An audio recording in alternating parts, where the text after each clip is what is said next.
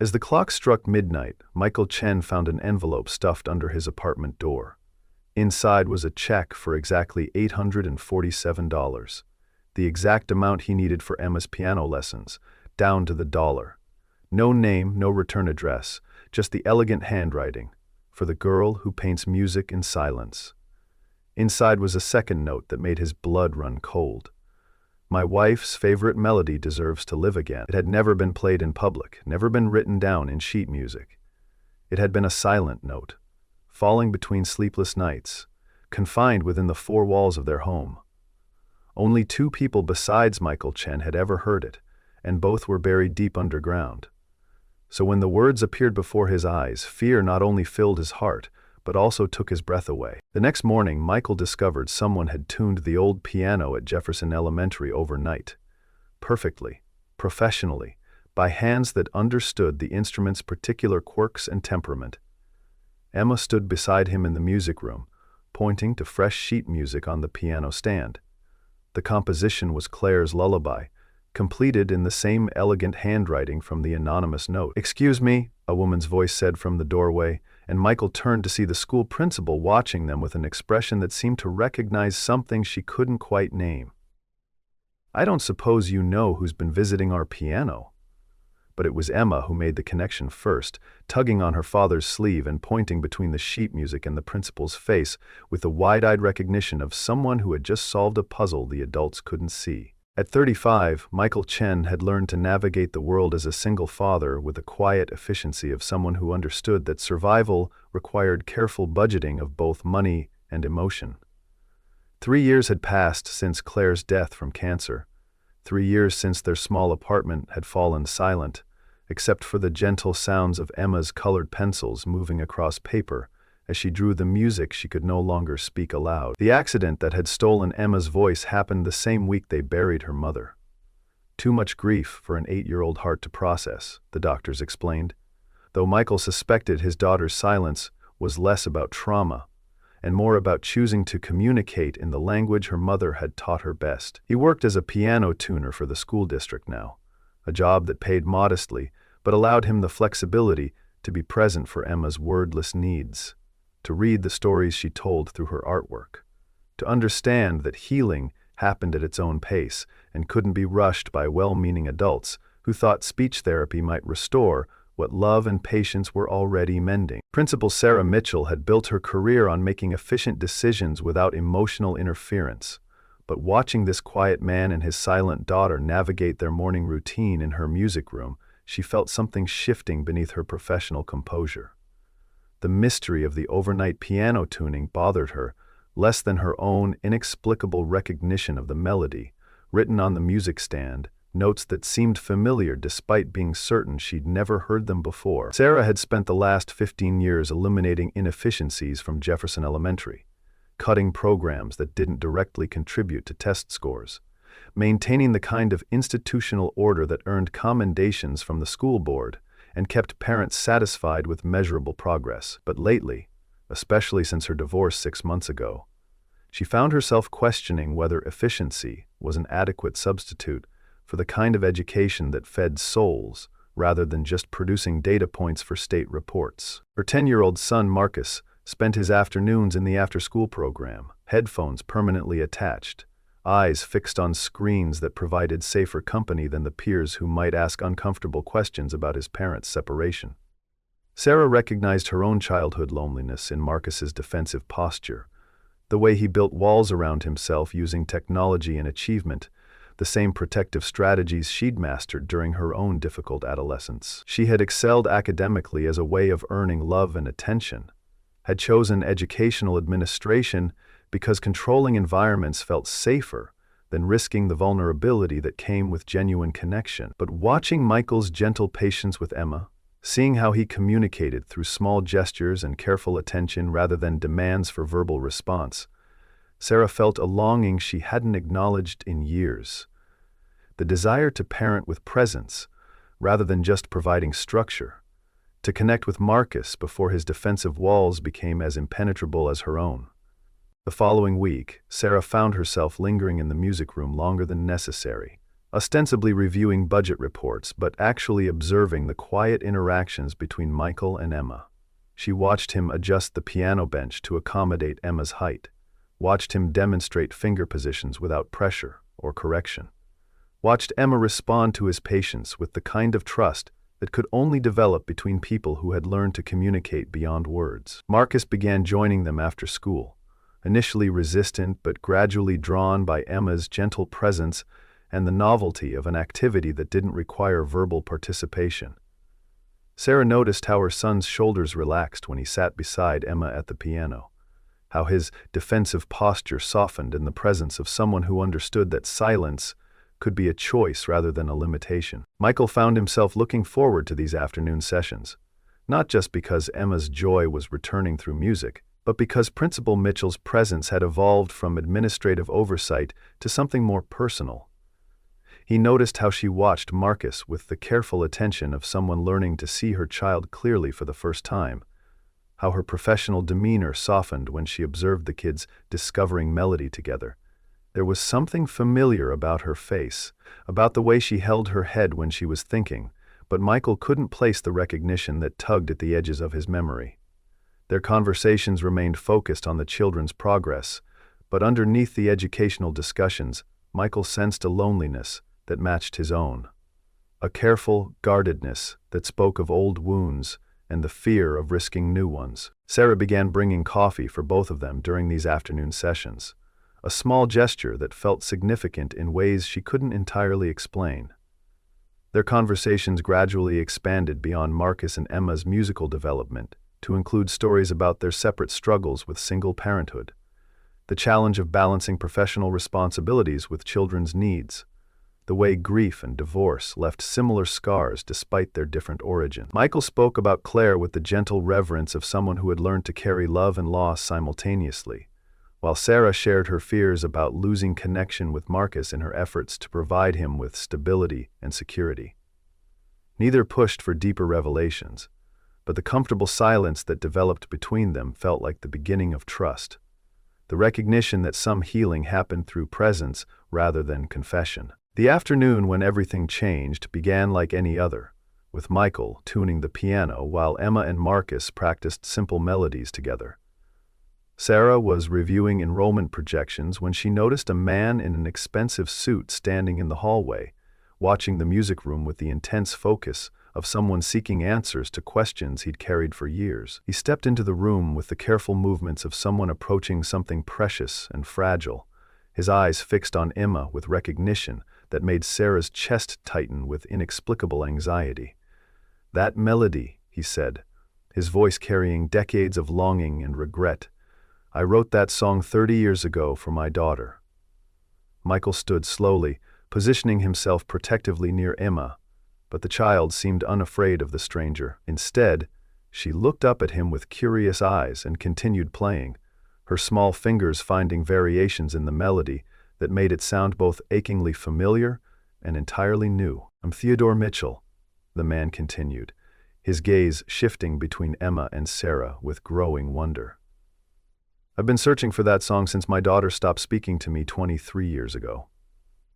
Sarah felt her world tilt sideways as she processed the implications of his words, the impossible coincidence that felt too meaningful to be mere chance. The name Mitchell, the familiar bone structure in his face, the way his eyes held the same intensity she saw in her own mirror each morning. Suddenly, pieces of her family puzzle began clicking into place with devastating clarity. "Sarah?" Theodore whispered, recognition flooding his features as he looked at the woman standing frozen behind the principal's desk. "My God, Sarah, is that really you?" The silence that followed felt electric with recognition and the promise of everything about to change. Emma's playing had stopped, but her hands remained on the keys as if ready to provide soundtrack for whatever revelation was about to unfold. Michael moved closer to Sarah, instinctively offering support for whatever shock she was processing, while Marcus watched from his corner with wide eyes that reflected the adult drama unfolding beyond his understanding. "Dad?" Sarah's voice emerged smaller than she intended, carrying 23 years of anger and hurt and longing she thought she had successfully buried beneath professional accomplishments and carefully managed expectations. Theodore's face crumpled with relief and regret, and suddenly Sarah was 8 years old again, sitting at her childhood piano while her father composed melodies that made their small house feel magical, before her mother's ultimatums had forced her to choose between her parents' marriage and her musical dreams. "You wrote that song for me," Sarah said, the words emerging from a place deeper than memory, from the part of her heart that had never stopped being her father's daughter, despite decades of silence and stubborn pride. Theodore nodded, tears streaming down his cheeks as he looked between Sarah and Emma, seeing connections that had been invisible until this moment. "I wrote it the day you were born," he confirmed, his voice breaking with 23 years of suppressed emotion. "And I've played it every night since you stopped taking my calls, hoping somehow you'd hear it and come home." Emma stood from the piano bench and walked to Theodore with the fearless compassion that had made her a bridge between so many hearts. She took his weathered hand in her small one and led him back to the piano, pressing his fingers to the keys and nodding encouragingly, as if she understood that this was a conversation that needed music to complete. Michael watched this reunion with the complicated emotions of someone who understood both the joy of unexpected connection and the pain of relationships severed by misunderstanding and pride. The mystery of the anonymous envelope was beginning to resolve itself in ways that felt both impossible and inevitable. Theodore must have been watching Sarah from a distance, must have discovered her connection to Emma through the network of concern that connected people who cared about the same small girl. But even as the practical explanations emerged, Michael felt something larger at work. The kind of meaningful coincidence that suggested the universe occasionally conspired to heal what seemed irretrievably broken. Emma's role as catalyst was becoming clear. Her wordless communication had somehow created space for truths that adults had spent years avoiding, her gentle presence making it safe for people to risk the vulnerability that forgiveness required. The weeks that followed transformed Jefferson Elementary's music room into something unprecedented in the school's efficiently managed halls. Theodore began visiting daily, bringing with him stories of Sarah's musical childhood that she had thought lost forever, along with compositions he had continued writing for the daughter who wouldn't speak to him but never left his heart. Sarah found herself remembering the girl she had been before efficiency and achievement had become her primary languages. The child who had found magic in melodies and possibility in improvisation. Marcus, overwhelmed by the adult drama but fascinated by his grandfather's sudden appearance, discovered that genetic musical ability was apparently stronger than years of neglect. His playing evolved rapidly under Theodore's patient instruction, as if his hands had been waiting all along for the right teacher to unlock their potential. But the growing closeness between Sarah and her father also revealed the depth of the chasm that had opened between Sarah and Michael. The cashier's check had come from Theodore, Sarah learned, along with the completed lullaby that he had somehow obtained from Claire's personal effects years earlier. The revelation that Sarah's father had been watching their family from a distance, that he had known about Claire's death and Emma's silence without ever reaching out directly, created a complex web of connection and surveillance that made Michael deeply uncomfortable. Sarah's transformation from efficient administrator to vulnerable daughter was beautiful to witness, but it also highlighted the differences between their worlds. Her family's wealth and artistic legacy versus his working-class struggles and daily survival concerns. The careful equality they had built during their afternoon conversations began to feel artificial, overshadowed by the reality that Sarah had resources and connections Michael could never hope to match. The breaking point came during a school board meeting, where Theodore's presence and generous offer to fund a comprehensive music program forced Sarah to choose between her professional identity and her newly reclaimed relationship with her father. Board members who had praised her efficiency now questioned her judgment, suggesting that personal relationships were compromising her administrative objectivity. Michael watched from the back of the room as Sarah defended the music program with passion he'd never seen her display for any bureaucratic initiative. But he also saw how naturally she navigated the world of board politics and institutional power, how her vocabulary shifted into registers of privilege and authority that excluded him entirely. When Theodore stood to address the board, speaking eloquently about arts education and community investment, Michael felt the full weight of his own outsider status in Sarah's suddenly expanded world. The confrontation between Sarah and Michael happened in the empty music room after the board meeting, their carefully built trust colliding with the reality of their different circumstances. "You could have told me about your father," Michael said quietly, his voice carrying hurt rather than anger. "You let me think you were just a single parent, struggling like I am, when all along you had family wealth and connections I can't even imagine." Sarah's response revealed her own confusion and pain.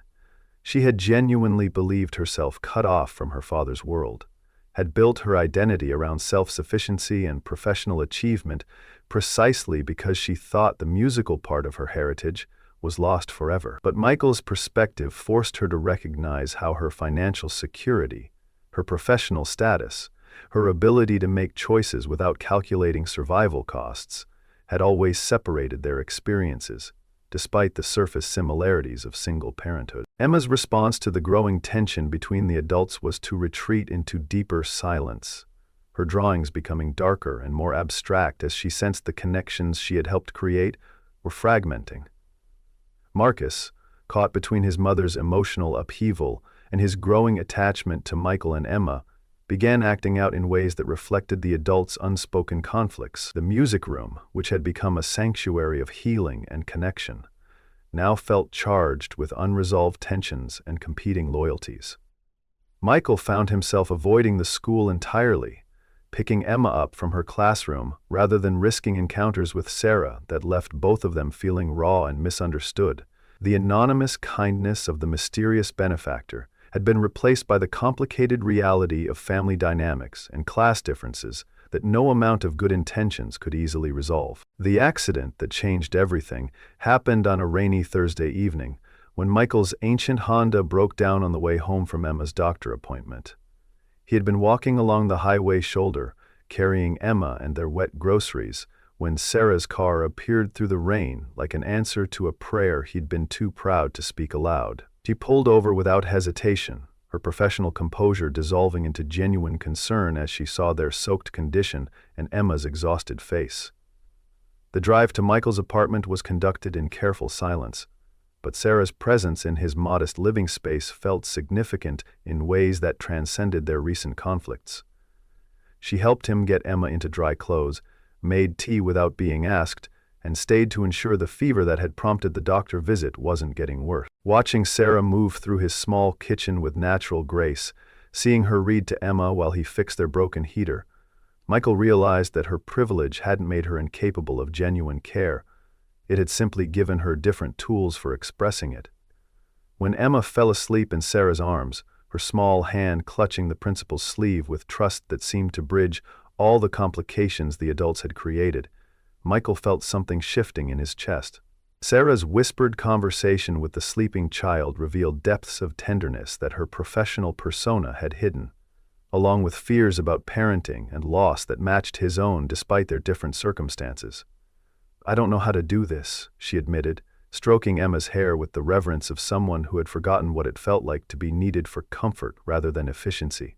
The healing that began that rainy evening was different from their earlier friendship. Less careful, more willing to acknowledge the messy reality of their feelings for each other alongside their responsibilities to their children. Sarah's decision to take a leave of absence from her principal position surprised everyone, including herself, but she explained it as necessary time to rebuild her relationship with Marcus and explore what it meant to parent with presence rather than just providing structure. Theodora's offer to fund her sabbatical came with no strings attached, his recognition that healing required space and time rather than just good intentions. Michael's acceptance of Sarah's help in getting his car repaired and finding more stable employment felt like a step toward the kind of interdependence that healthy relationships required. Neither charity nor complete independence, but the mutual support that people offered each other when they chose to build something together. 6 months later, the music room at Jefferson Elementary had become the heart of a community program that served children from across the district, funded by Theodore's foundation but managed by Sarah and Michael, working in partnership. Their relationship had evolved into something neither had expected, not the dramatic romance of fairy tales, but the steady companionship of two people who had learned to trust each other with their children's happiness and their own careful hearts. Emma's voice had returned gradually, first in whispered songs during piano practice, then in quiet conversations with Marcus, finally in the confident melody of a child who had rediscovered the joy of being heard. Marcus had transformed from a defensive loner into a patient teacher for younger students, his musical ability becoming a bridge to confidence that extended far beyond the piano bench. The program's success was measured not in efficiency reports or test scores, but in the quality of connection between children who might otherwise never have met, in the way music created common ground across differences of language and circumstance and family structure. Sarah's administrative skills proved invaluable in ways she hadn't anticipated, not for maintaining institutional order, but for creating systems that supported relationships rather than replacing them. Her research and labor in translation and description, rather than replacing them, Michael's patient teaching style attracted students whose needs extended far beyond musical instruction, children who required the kind of attention that saw potential rather than just problems. Together, they had created something that honored both their individual strengths and their shared commitment to healing through connection, rather than fixing through control. The evening that would become their new beginning started like any other community program night, with children and parents gathering in the music room for their weekly sharing session. Emma, now 10 and freely speaking, sat at the piano beside Marcus as they led the group through simple songs that everyone could join, regardless of musical experience. Theodore's presence had become a regular feature of these gatherings, his stories and compositions adding depth to the musical education, while his obvious pride in Sarah's work helped heal the rift that had separated them for so many years. Michael moved through the room with quiet authority, adjusting instruments and offering encouragement, while Sarah facilitated conversations that helped parents understand how music could strengthen families rather than just entertaining children. But it was the moment when Emma stood to perform Claire's completed lullaby, the song that had brought all their separate stories together, that the true significance of their journey became clear. Her clear voice filled the room with melody that carried love across time and loss, connecting past and present in ways that felt both miraculous and inevitable. Sarah watched Michael's face as he listened to his daughter sing his wife's words, seeing how pride and grief and gratitude could exist simultaneously in a heart large enough to hold them all. When Emma finished, the silence that followed was filled with the recognition that they had all been changed by this music, by the connections it had created, by the healing it had made possible through patience and faith, and the willingness to let love be more complicated than simple. Theodore's contribution to the final notes of their story came in the form of a confession that surprised even him, that he had been leaving anonymous gifts and completed compositions not just for Emma and Sarah, but for children throughout the community whose musical gifts might otherwise go unrecognized due to financial constraints or family circumstances that made lessons impossible. His wealth had found its purpose in creating opportunities for connection rather than just accumulating advantages, his artistic legacy living on through the young hands he helped guide to piano keys and the voices he encouraged to find their own melodies. The mystery of the Midnight Envelope had evolved into a systematic program of support that honored the privacy of families while ensuring that lack of resources would never silence a child's musical potential. As the evening wound down and families began gathering their belongings, Michael and Sarah found themselves alone in the music room with Emma and Marcus, the four of them naturally gravitating toward the piano that had orchestrated their convergence. They didn't speak about their relationship, didn't make declarations or promises about the future, but sat together in the comfortable silence of people who had learned that the most profound connections often existed beyond words. Emma's fingers found the keys first, playing the opening notes of Claire's lullaby, and one by one the others joined in, Marcus adding harmony, Sarah contributing a descant she remembered from her childhood, Michael providing the bass line that grounded them all. Their improvised family song filled the room with music that was imperfect and unrehearsed, but entirely their own, a melody that honored all the people who had brought them to this moment, while celebrating the new harmonies they were creating together. The final image of their story belonged to Emma, who had drawn throughout their musical evolution a series of pictures that told their story better than words ever could. Her latest drawing showed 5 figures around a piano, herself and Marcus at the bench, Michael and Sarah standing behind them, Theodore's presence represented by musical notes that flowed between all of them like visible love. But it was the detail she had added to this final picture that revealed the true depth of her understanding. Small figures representing all the other children from their community program, connected to the central group by streams of musical notes that suggested a network of connection extending far beyond their immediate family. In Emma's artistic vision, their healing had created ripples that would continue expanding, touching other families who needed reminding that music could bridge any distance, that love could transcend any loss, that sometimes the most beautiful melodies emerged from the willingness to harmonize rather than trying to sing alone.